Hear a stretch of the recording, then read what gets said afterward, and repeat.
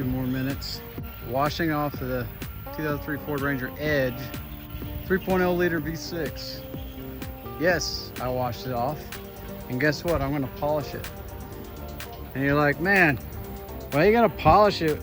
You're gonna polish it when you got all this paint that's missing from all the heat from the engine compartment from when the last engine was in here.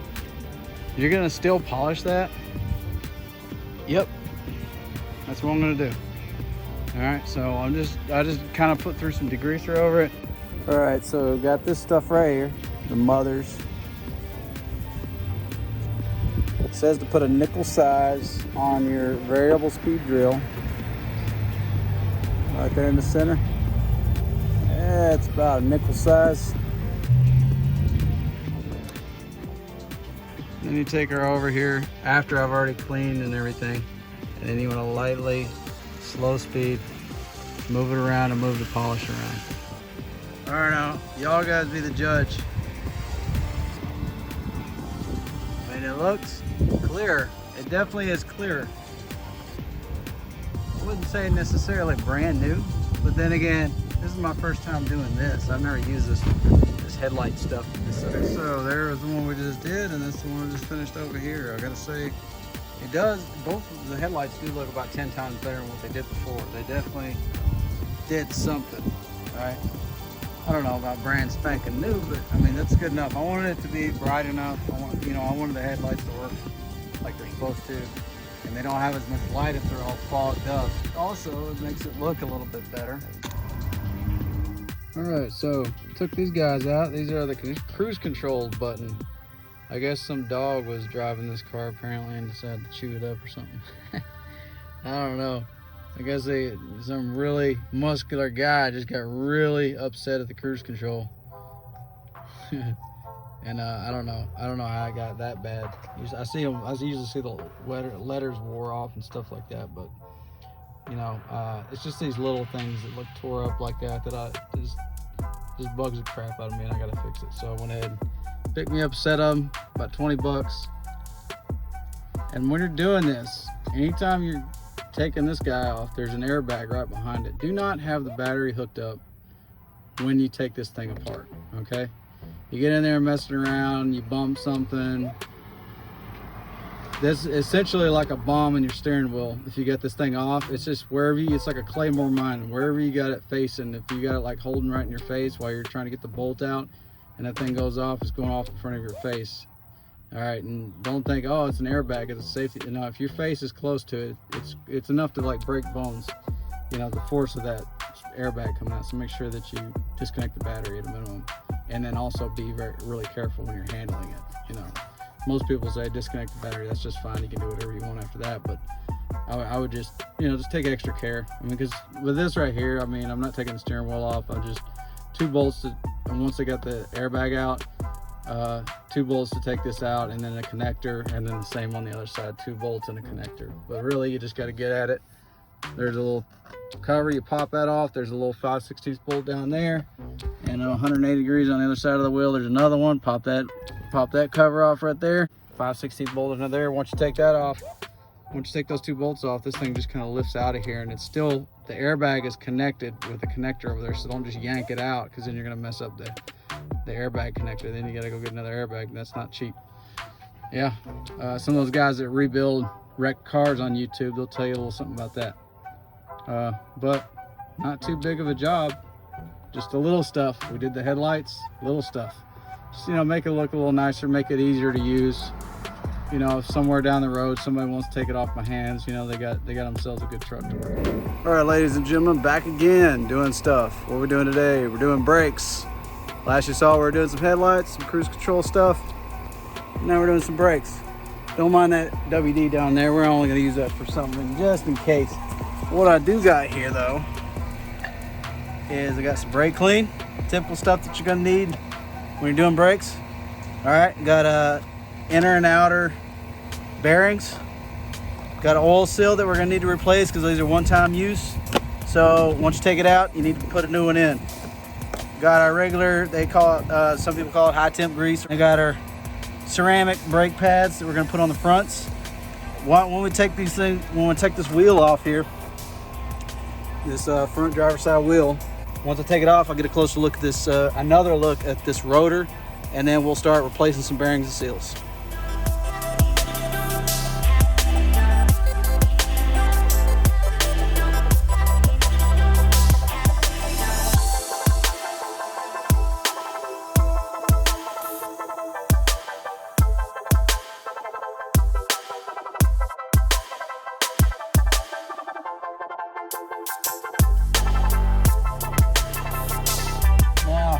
I'm looking at the rotor, and she's looking pretty rough, but I think after hitting her a little bit with the brake clean, it looks a little bit better. Like, I think a lot of it that I was seeing when I first took it off was brake dust. I mean, there's a lot of brake dust on here.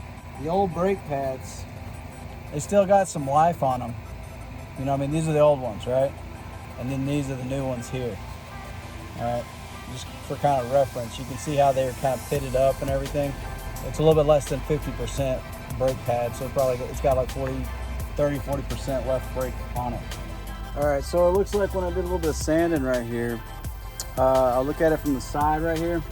I would show you guys, but I don't think that you guys are gonna be able to see basically like how smoother it got. You could probably see those lines in the rotor, the little swirl marks. It looks like a record or something. That's the bad spot. That's what I'm trying to get out. With these lips and those ridges that look like a record, I can't leave it like that, because if I just put brake pads on, it's gonna wear the same groove and pits and stuff as it did in the other brake pads. If I just slap on some brake pads on that, it's not gonna work out. It's gonna be the same thing. All right, ladies and gentlemen, so here we are at taking the rotors out of the Ford Ranger, and I brought them in here to the garage so I can fend off the mosquitoes, and I got a little bit more light and closer to my tools to work with.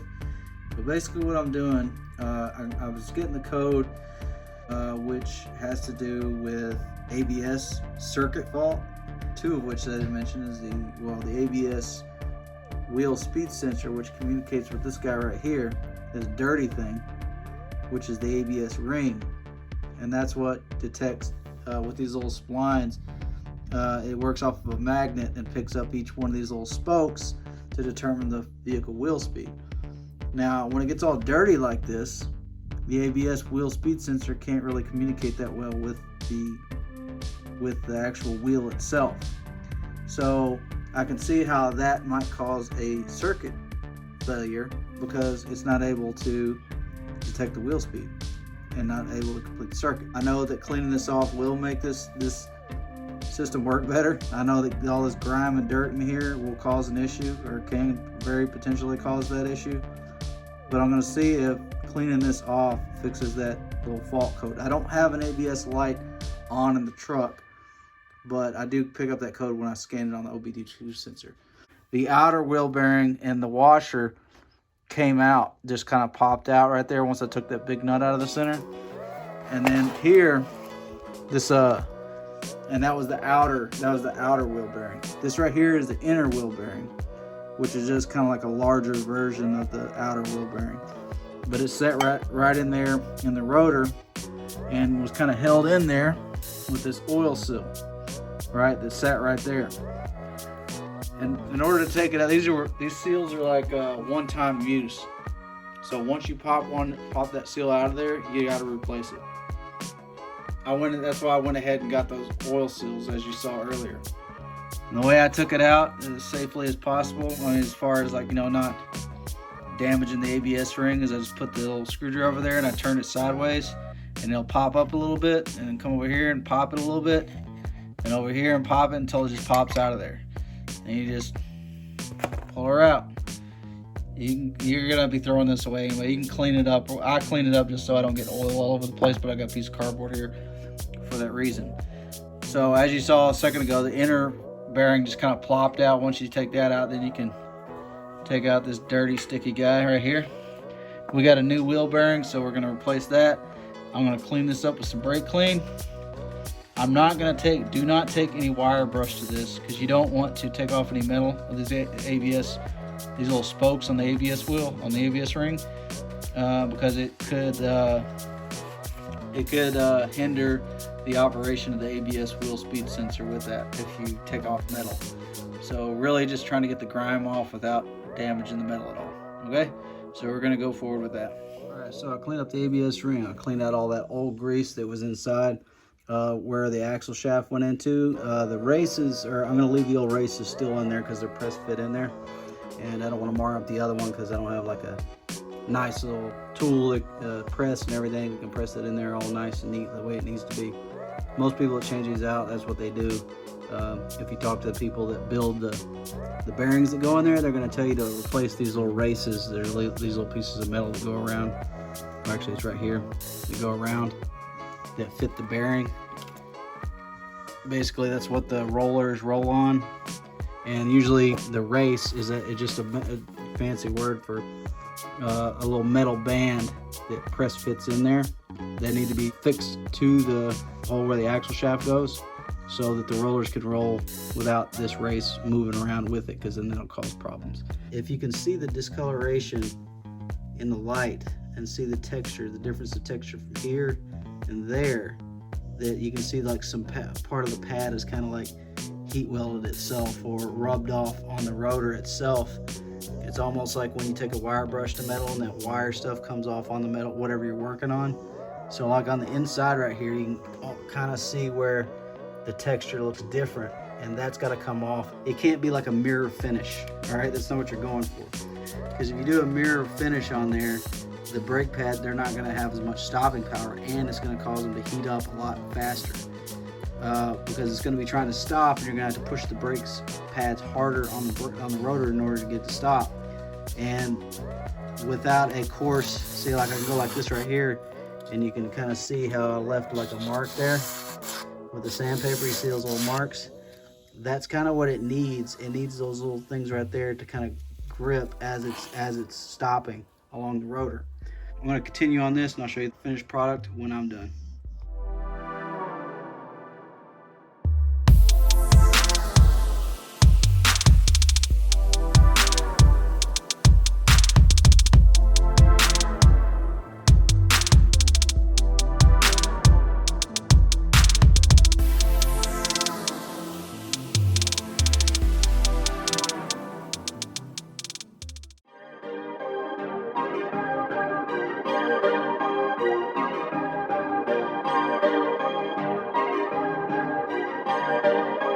Perfect.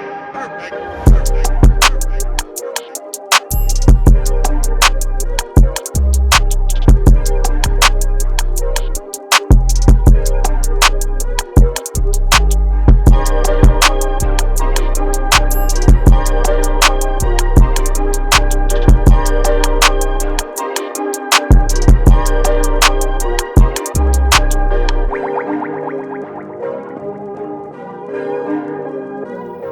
Folks, so what I was talking about, that ABS wheel speed sensor that communicates with the ABS ring on the rotor. Remember the one that I cleaned up that I said that it communicates the wheel speed to the wheel speed sensor to the computer to let it know like if it needs to engage the anti-lock brake system. And that's when the pump kicks in and gives you that anti-lock brake so you don't skid all over the place and lock up the wheels. Now you'll still have brakes. You'll still have power brakes even if the ABS system is not working. However, in order to pass safety inspection and just for being safe on the road, it'd be kind of hairy driving in the rain if I have to worry about my anti-lock brakes not working. So that's one thing I want to do. Now, which brings us to where we're at now. So I'm looking at the ABS speed sensor. A little diode, I guess it's not really a diode, but I guess you could call it that. It's basically the little probe that shoots out of where the spindle is right here. The bottom of the spindle. It basically gets really close to that ABS speed or that ABS ring that I just showed you. And kind of like if you ever had a speedometer on your bike, it works the same way. It's got a little magnet in there, and while each one of the spokes of the ring passes by this sensor right here, that's how it detects the wheel speed. And if this wheel speed it starts to become different than the other wheel speed and vice versa, any one of the wheels, it'll engage the ABS for that wheel. And that's basically in a nutshell. There's a little bit more science, technology, and geometry involved in that, but that's basically in a nutshell how it works. So just looking at it, yeah, there's some grime on here and that could maybe cause some issues, but I've seen some dirty and they still work. But not only could this very potentially have caused a circuit failure, but also the fact that the grime is on there could have damaged something. As I'm seeing some saturation of some type of oil, liquid, residue on the line itself, might have caused the ABS speed sensor itself, which bolts in back here. You see where where it bolts in, and it's got the little, I'll pull it out here in a second. But basically that could have ran down the wire and maybe caused some kind of failure within the speed sensor itself. That's kind of where I'm at right now with it, and I'm just going basically what I'm going to do is I'm going to clean it off, see if I still get the air. I'm going to clean it off on both sides, and if that doesn't fix it, I'm going to look at actually, because it's only like one bolt, I want to think about actually like taking it out and doing like a legitimate like circuit test on it to make sure that it's actually getting power as it should. If not, then that would be our culprit. It might just be all the dirt and grime that's been building on this truck for years and years and years. So I'm going to clean up all this stuff. I'm not going to take something that I spent hours cleaning and put it on something dirty, so I'm going to clean all this stuff off. So without further ado, we'll do that.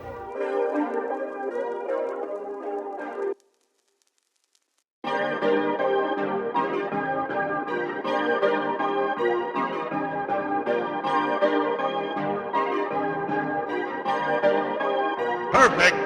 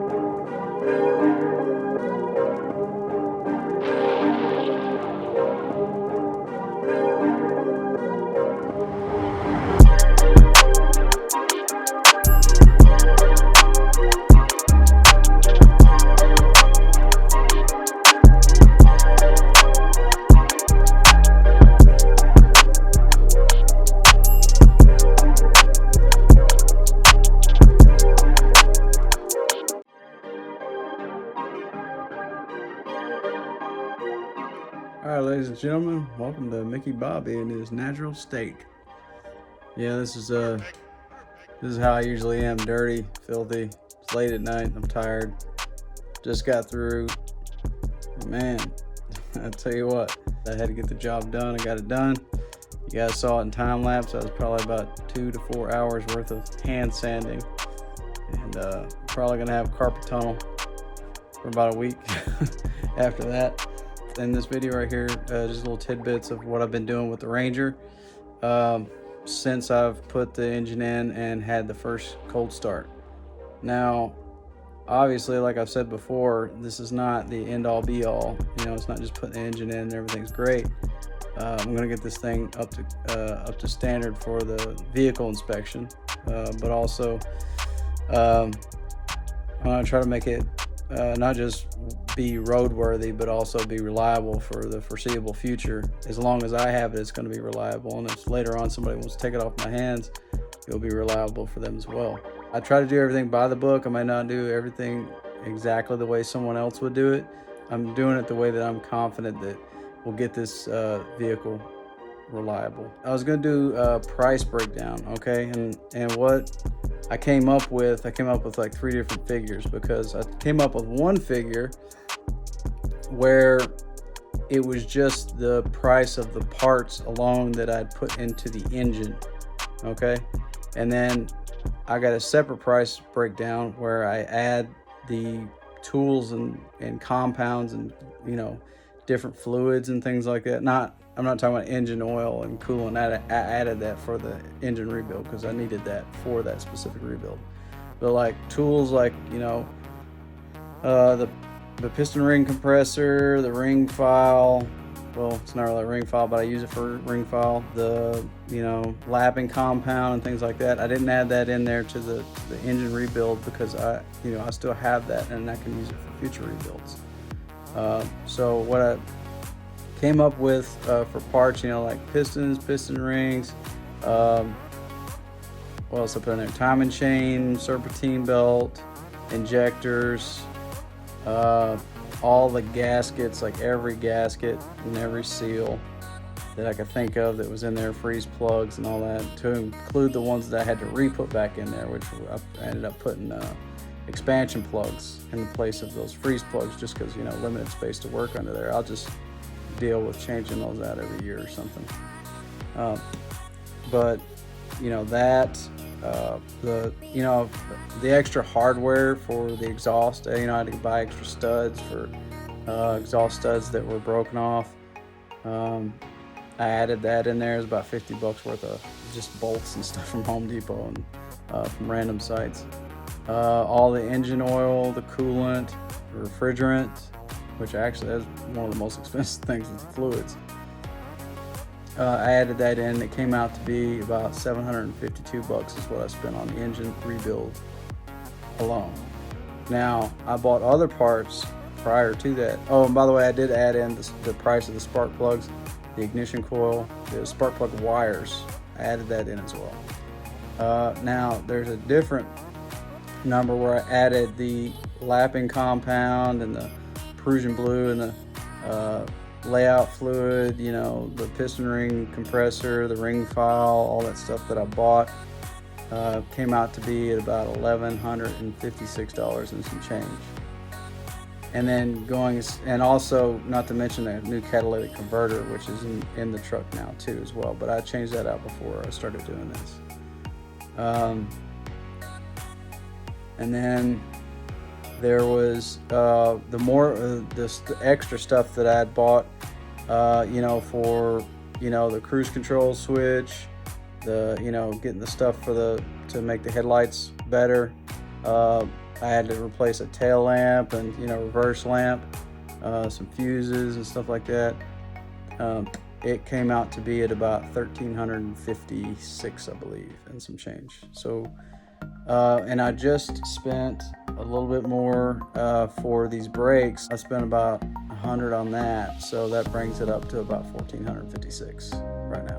To forego me spending $80 a pop on rotors, I went ahead and opted with sanding them, because I would also needed to take out the ABS ring, which I probably would have damaged getting it out, and then I would probably had to end up getting another ABS ring, and then I would have had to press in those races for the wheel bearings and things like that. So that's the reason why I opted with this option. I'm going to go get it safety inspected, and they're going to test the brakes and all that stuff. I don't want to sit here and talk too much. I know I've already got a monotone voice already, you know, but when I'm tired I start rambling.